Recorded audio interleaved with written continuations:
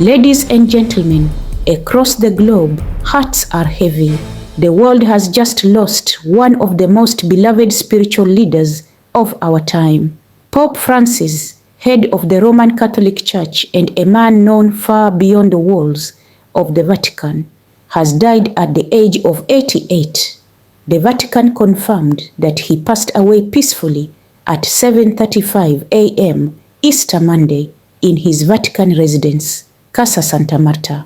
This marks the end of an extraordinary chapter in the history of the Catholic Church, and indeed for people of all faiths who admired his compassion and voice for the voiceless. Born Jorge Mario Bergoglio in Buenos Aires, Argentina, he was the son of Italian immigrants. He worked as a janitor, a chemical technician, and even danced the tango before finally becoming a Jesuit priest. In 2013, he broke centuries of tradition by becoming the first Latin American, the first Jesuit, and the first Pope from the Southern Hemisphere. And when he stepped onto that balcony in St. Peter's Square for the first time, he didn't give a grand speech. He simply said, "Buonasera," good evening, humble, simple, human. That was Pope Francis. He spoke out boldly for the poor, for refugees, for the earth. He said the church must be a field hospital for the wounded. He reached out to LGBTQ communities. He apologized to indigenous groups. He challenged capitalism. He called for peace. Even critics had to admit this was a pope unafraid to stir the waters. And yet, despite his modern touch, he never let go of his deep faith. That balance between tradition and progress is what won him the love and respect of billions. Catholics, Christians, Muslims, atheists alike. Crowds are already gathering in St. Peter's Square. Candles, rosaries, flowers, and tears. World leaders have also responded. UK Prime Minister Keir Starmer called him a pope for the poor and the forgotten.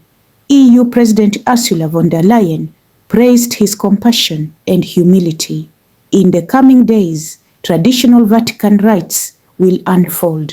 Vatican officials will pay their final respects. A public rosary prayer is already underway.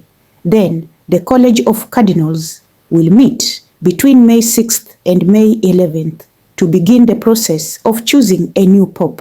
Pope Francis didn't just lead a church, he led with heart. In a world filled with noise and conflict, he was a soft but firm voice for peace, for kindness, for justice.